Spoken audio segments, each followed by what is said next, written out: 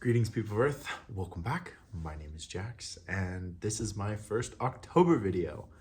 And the title of this video is going to be something like When Something is Missing. Because I want to talk about obscurity. The idea that something is hidden or just beyond sight, or something that you can't quite figure out or grasp or reach. I feel like for the last month or so, this has been something I've been dealing with, something just out of reach. And I'm not talking about it in the sense of like something spiritual or spooky or something like that, although that can sometimes be the case in many situations. But I think sometimes we are missing something in our lives, or we're missing an element. It might be a person, it might be a concept, it could be just something that we're missing, like exercise or eating properly or meditating. And I feel like something has been very obscure to me. This last month has been really busy. It's been really enjoyable. I've had a lot of fun. I've done a lot of fun things, activities, work has been good. But it just feels like there has been something out of my reach that I'm just missing, like it's like a missed train or something, and it's in the back of my head, and it's like, what exactly is obscure? What am I not picking up? What am I not understanding? And I still don't really know what it is. I have a feeling that it's gonna come out of the woodwork sometime this month. So we will see. But today I wanted to give some advice on how to identify if you're missing something in life, if something is obscure to you, and what you can do to hopefully find it or let it find you. Because I think a lot of the time we like to think that it's our job to take some agency and to figure out what we're missing, to shed some light on it, to make it no longer obscure, to bring it out into the open. But I think a lot of the time what actually ends up happening is the thing itself comes forward to us. It presents itself. And like I said, I'm not talking about like anything terribly spiritual, but you can think of it in any way, shape, or form. If you're a spiritual person, you can think of it as some kind of energy or thing, but oftentimes the thing we are missing, like I said, is something very concrete. It's a person, it's a specific day that will happen or occur. It doesn't necessarily have to be like an entity reaching out to you. And I don't necessarily think that that's what I'm looking for this month.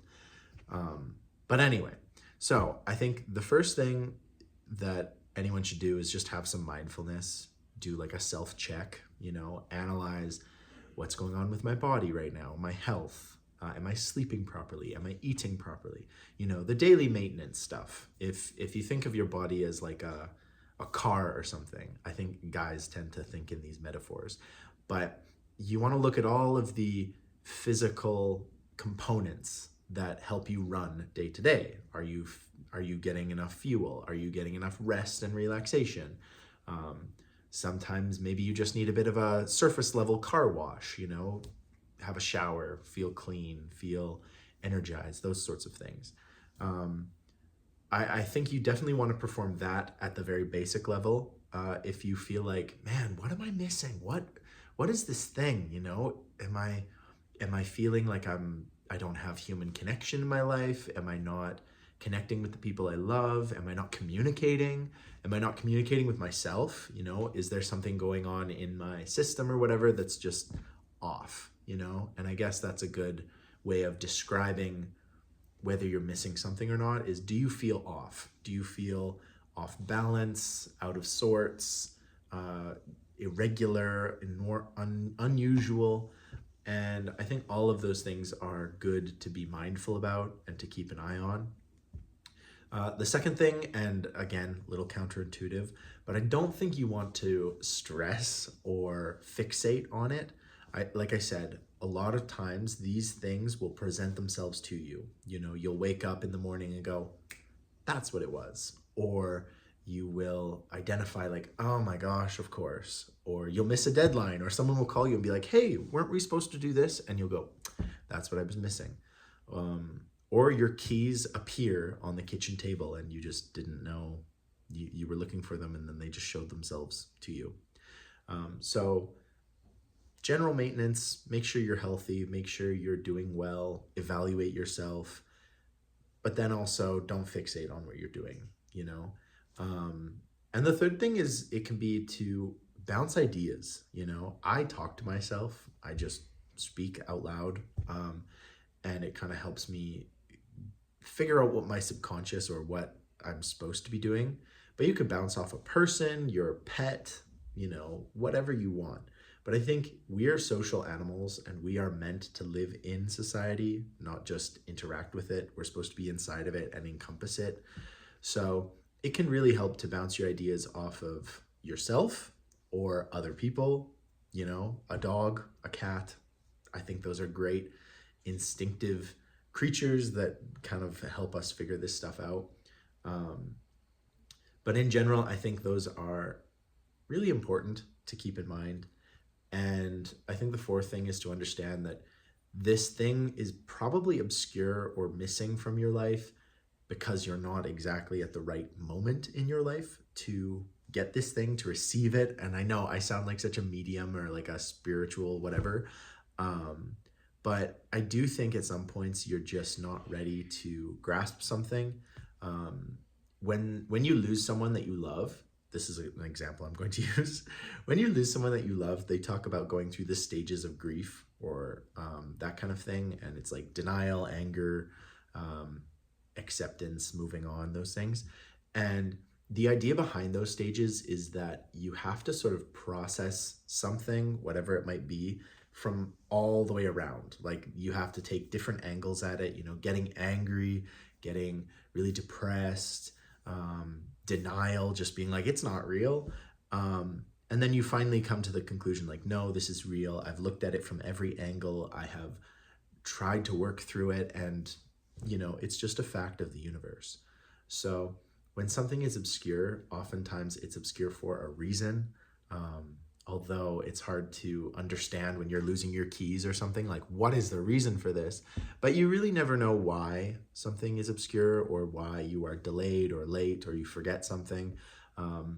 And I don't necessarily believe that nobody has free will. Like I believe that everyone has, you know, a path to follow and a specific way of doing things, but you can shape that and, you know, change it how you want based on the things you do in your life. But I think there also is an element that it just is. Things are supposed to happen in a specific way. Sometimes that way is awful and horrible and you lose someone you love and you go, how could this possibly be something that I am supposed to accept? How was this supposed to be the plan? And it may not have been supposed to be the exact plan, but I do believe that there is some type of path that is loosely followed by everybody. And sometimes we miss something because that is part of the whole process. If you think about all the stories, the books, the TV shows, the movies, the plots of so many of these journeys and stories involve hurdles and unexpected detours and errors and all of these mistakes and just not being able to see the path clearly. It's obscure. And as someone who is a Taoist and who also does believe that like there is more than just the pure scientific analysis of the world, there are going to be elements in your life that you look back on and go, man, good thing that I missed that day at work. Good thing that this didn't happen. Good thing that XYZ, whatever it might be. So understanding and not getting too frustrated at why something is missing from your life or why it feels so obscure can be really comforting. I think a lot of us who watch this channel deal with wanting to really connect with another person or find that special person in your life, find a relationship. And, you know, after you break up with someone or somebody ghosts you or, you know, you have a bad social interaction that really feels like it throws you off the path that you're trying to find, that special soulmate or whatever. You have to think of it in the way that, the person that you were interacting with clearly wasn't what was missing in your life. They weren't the person that was supposed to be there for you. And hopefully you will find the person that was always meant for you, or that was supposed to come into your life, and then the two of you work together to build something. Because I don't necessarily believe in soulmates, that there is one specific person out there in the world looking for you and seeking you, and that if you don't find this person, you're gonna go alone. I don't believe that. I think you need to put in the effort, and they have to put in the effort, and it's like a very multifaceted process. But the wrong ones will always be wrong ones. Like, the wrong person for you is always going to be the wrong person for you. There is really no changing that. And it can be really frustrating when you put a lot of effort into a relationship or into something in general, and it goes missing. It doesn't work. It fizzles out. You get ghosted. They cheat on you with your step cousin's ex-boyfriend. I don't know, just things like that. So that's my idea on something that can be missing from your life that you're trying to figure out, or trying to come to the conclusion, or what is this? What am I missing? Look at your body's health, bounce your ideas off of other people. Don't seek it too hard, because a lot of times it'll just naturally show up on your doorstep. That's my piece of advice for the first day of spooky month, Halloween. Enjoy the season. Here it's changing leaves, and it's all very Hitchcock, which I love. I love this time of year. So let me know what you think. I hope you have an amazing day, month, year, week, whatever you're having. I hope it's amazing. And as always, I will talk to you guys tomorrow.